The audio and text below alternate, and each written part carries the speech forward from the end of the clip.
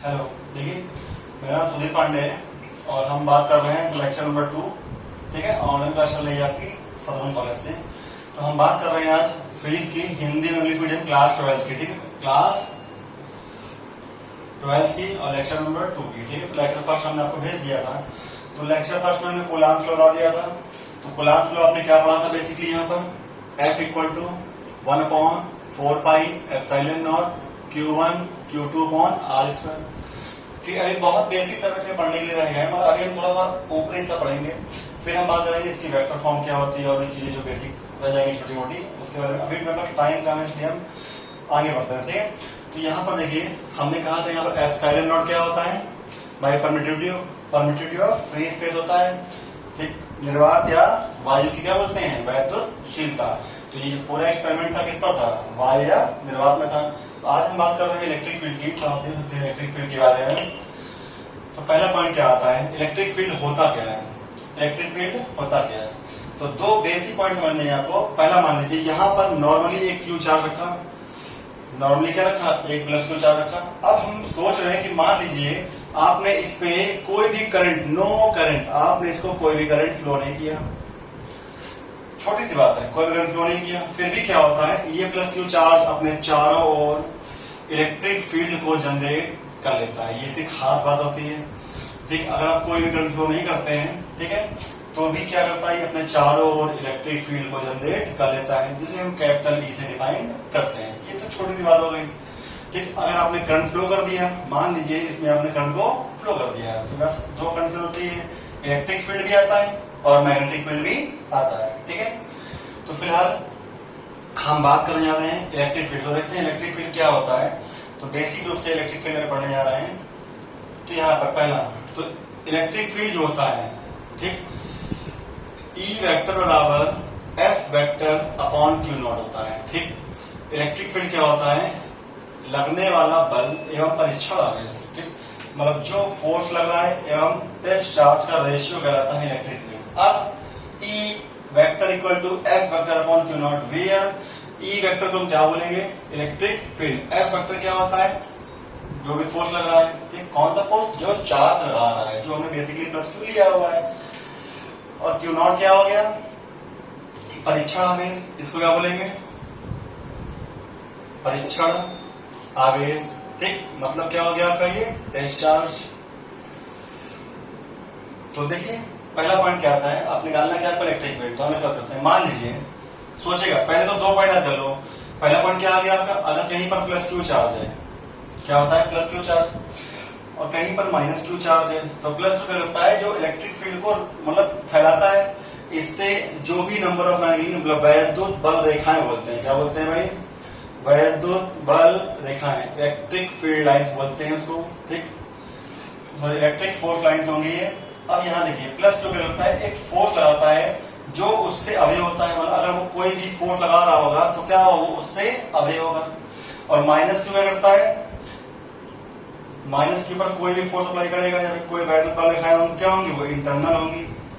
तो minus Q पर जो वैद्युत बल रेखाएं आती है वो ऐसे आती है, और प्लस क्यू क्या करता है, अपने से दूर भगाता है, मतलब अपने से निकालता है। देखिए ये भी चीज हो गई। अब बात करते हैं, देखिए पहला पॉइंट मान लीजिए आ गया। ठीक है, अब हमने यहाँ पर एक चार्ज दे दिया, जो कि आपको चार्ज दिया हुआ है क्यू। ठीक, बेसिक रूप से चार्ज कितना दिया हुआ है आपका, प्लस क्यू मान लीजिए। ठीक, ये प्लस क्यू चार्ज है, बहुत ध्यान से पड़ेगा भाई। ठीक, हेडिंग होगी बिंदु आवेश के कारण वैद्युत क्षेत्र की तीव्रता। ठीक है, तो बिंदु आवेश के कारण हम निकाल लें इलेक्ट्रिक फील्ड, इलेक्ट्रिक फील्ड। ठीक, और किसके कारण, याद रखेंगे पॉइंट चार्ज, किसके कारण भाई, पॉइंट चार्ज के कारण क्या निकालना है, इलेक्ट्रिक फील्ड। तो मान लीजिए ये एक प्लस क्यू है, क्या है प्लस क्यू। तो हमने क्या कहा उसे कि कोई भी चार्ज क्या करता है, अपने चारों ओर क्या करता है, जनरेट इलेक्ट्रिक फील्ड। मतलब कोई भी प्लस क्यू चार्ज अपने चारों ओर वैद्युत क्षेत्र को जनरेट कर देता है। अब अगर आपको वैद्युत क्षेत्र निकालना होगा तो आप निकालोगे कैसे, कैसे निकालेंगे, कैसे भाई हम फाइंड करेंगे कितना वैद्युत क्षेत्र क्या है। उसके लिए करते क्या है, उसके लिए हम कहीं से भी पकड़ के लाते हैं एक टेस्ट चार्ज को।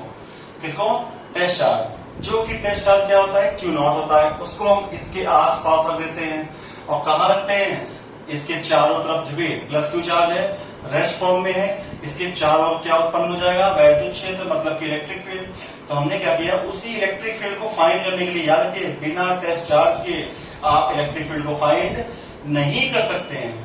इसी इलेक्ट्रिक फील्ड को फाइंड करने के लिए हम अपने मन से क्या लिया है, एक प्लस क्यू नॉट, जिसको बोलते हैं परीक्षण आवेश यानी कि टेस्ट चार्ज। तो ये टेस्ट चार्ज क्या करता है, केवल और केवल इलेक्ट्रिक फील्ड ज्ञात करने में इसकी हेल्प करता है।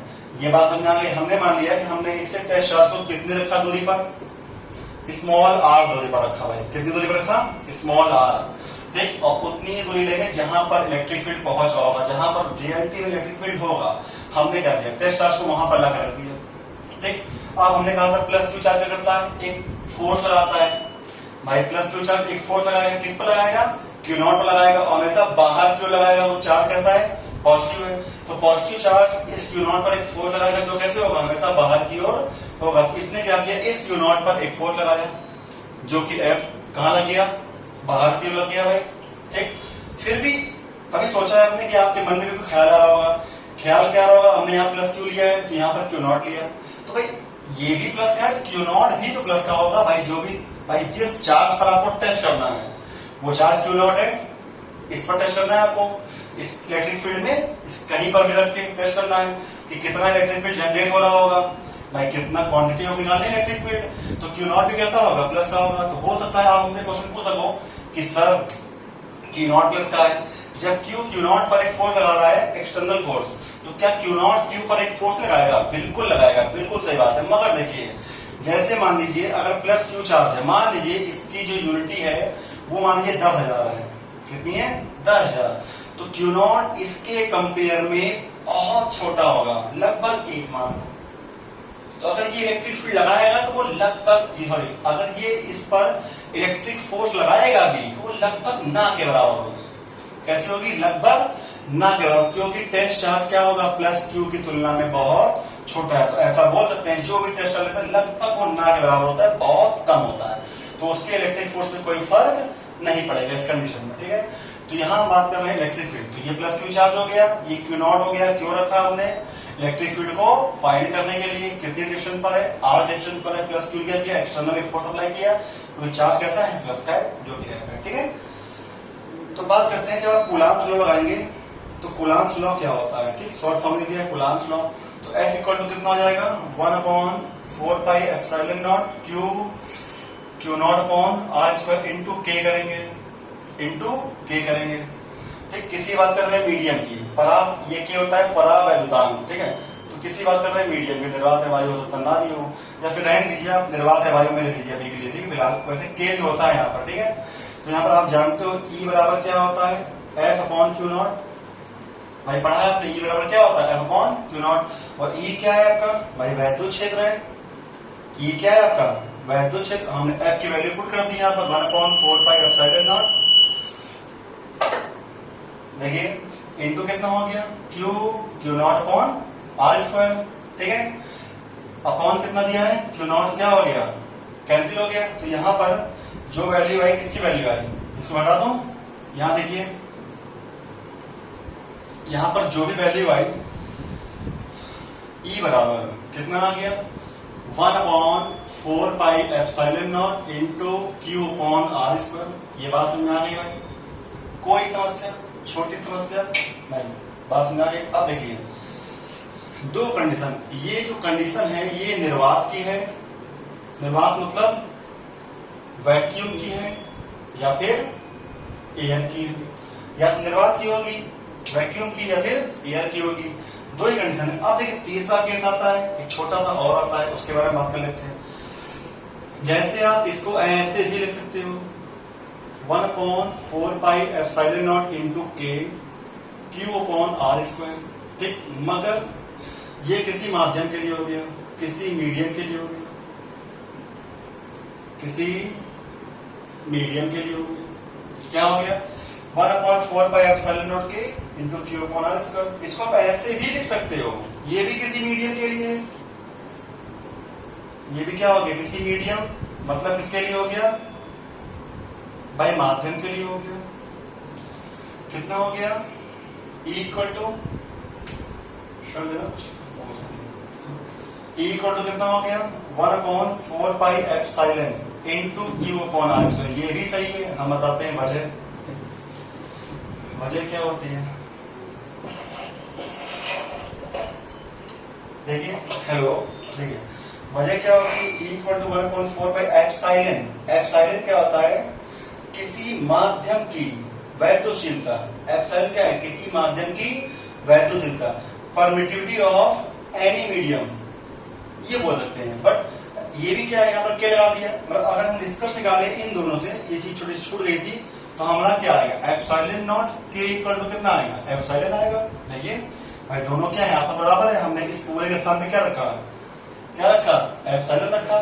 तो यहां से अगर आप के निकालेंगे तो कितना आ जाएगा, एप्सिलॉन अपॉन एप्सिलॉन नॉट। ये बात समझ आ गई।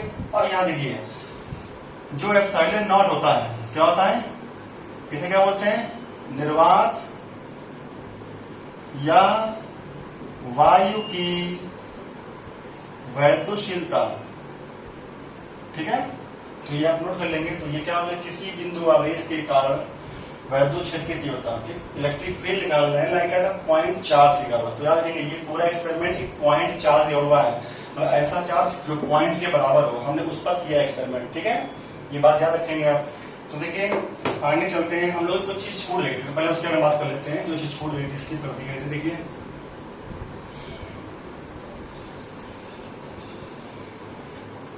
तो पॉइंट आपका क्या आता है, सबसे पहला पॉइंट आता है, आपने हमसे कूलाम्स लॉ पढ़ लिया आपके बोर्ड के लेवल से, जो काफी काम आने वाला है। कि कूलाम्स लॉ तो नहीं, मतलब अभी कुछ प्रूविंग्स होंगे, काफी काम आएंगे। तो F equal to 1/4πε0 Q1 Q2 upon R square आया, 1/4π Q1 Q2 upon R square आया। ठीक, तो यहाँ पर देखिए सबसे पहले, अब यहाँ पर दो चीज, एप्सिलॉन नॉट को क्या बोलते हैं, ये चीज लिखवाई थी हमने, निर्वात या वायु की वैद्युशीलता। ठीक है, वैल्यू कितनी होती है, यहां से देखिए, पहले चीज देखिए, और 1/4πε0 का मान कितना होता है, 9 × 10⁹। इसका मान कितना होता है, 8.85 10⁻⁻12। ठीक, क्या होता है, coulomb square upon newton metre square. ठीक है, और यहाँ पर क्या होता है, newton metre square upon coulomb square. ठीक है, तो ये वैल्यू आप याद कर लेंगे, जो कि एप्सिलॉन वैल्यू में फिक्स होती है। और कहां पर होती है, निर्वात या वायु में होती है भाई। ठीक है, और 1/4π में ये कांस्टेंट होता है। ये क्या होता है, एक कांस्टेंट है जिसका मान ये होता है। तो ये मान रह गया होता है, उसको याद कर लेंगे। फिलहाल इसकी प्रूविंग भी आराम से, ये आप आराम से नोट्स भेजेंगे तो अपने देखे कर सकते हो। एप्सिलॉन को यहाँ लिया ना, एफ को यहाँ लिया ना, रखना unit, coulomb into coulomb, force into R square आएगा। तो coulomb square upon newton metre square. जैसे यहाँ देखिए, ऐसे कर सकते हैं।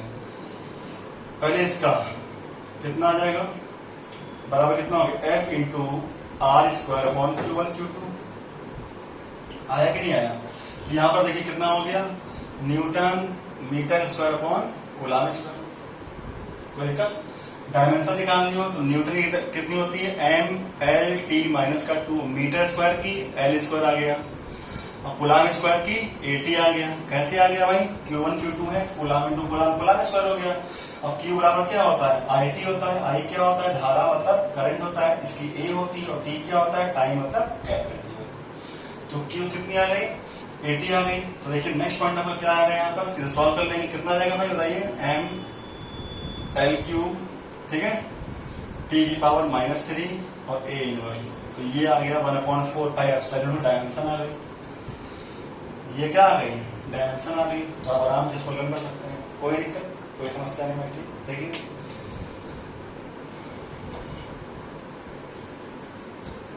यहाँ पर देखिए, ठीक है। अब मान लीजिए आपको निकालना एप्सिलॉन नॉट की विमा, ये भी कोर्स में आया आपके।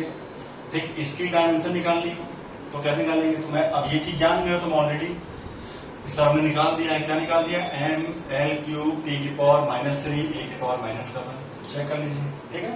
अब करना क्या है, देखो 1/4π की कोई डायमेंशन नहीं होगी। तो 1/4π क्या है, कांस्टेंट है, इसकी कोई डायमेंशन नहीं होगी। तो उसको चेंज कर लीजिए, आप उल्टा कर लीजिए। तो अगर केवल एप्सिलॉन, तो ये चीज 1 के अपॉन में आ गई। ठीक, और भी मेथड है, तो T⁻³ A⁻1। अब ऊपर ले गए तो कितना हो गया, M inverse L⁻³ T³ A। ठीक है। देखिए भाई बात कर रहे थे तो यहाँ कितना आ गया एफ इंटू आर स्क्वायर, तो यहाँ पर सी स्क्वायर दिया तो यहाँ पर 80 स्क्वायर होगा। क्या होगा भाई यहाँ पर 80 स्क्वायर। तो यहाँ पर आप क्या कर सकते हैं, सॉल्व कर लीजिए। कितना आ गया भाई, बोलिए मेरे साथ, एम एल क्यूब, ठीक, टी की पावर -2 और 2, तो टी की पावर -4 और ए की पावर -2। तो ये क्या हो गई, डायमेंशन हो गई। किसकी डायमेंशन हो गई, 1/4πε क्या हो गई, डायमेंशन हो गई। ठीक है। तो यहाँ पर देखिए सीधे अगर आपको इतना पता है कि 1/4πε की डायमेंशन कितनी आ रही है, एम एल क्यूब टी की पावर -4 ए की पावर -2। ठीक है। तो यहाँ पर करना क्या है, उल्टा कर दीजिए। ठीक, एक्सचेंज कीजिए। देखिए 1/4π कांस्टेंट है, तो कांस्टेंट जो होता है पाई की वैल्यू फिक्स होती है, कांस्टेंट की कोई भी डायमेंशन नहीं होती, तो हमने इसको उल्टा कर दिया। तो ये चीज कहाँ आ गई, 1 के अपॉन में एम एल क्यूब टी की पावर -4 ए की पावर -2। भाई ऊपर ले गए इसको नीचे लिया है, तो ए कितना आ गया इसकी एम इनवर्स एल की पावर -3 टी की पावर 4 ए स्क्वायर। ठीक है। तो हमने क्या क्या पढ़ लिया, ये जो हल्का सा छूटा हुआ था 1/4πε और एप्सिलॉन नॉट और इलेक्ट्रिक फील्ड सीख लिया क्या होता है। ठीक है। तो हम आगे बढ़ते हैं, देखिए नेक्स्ट लेक्चर की ओर।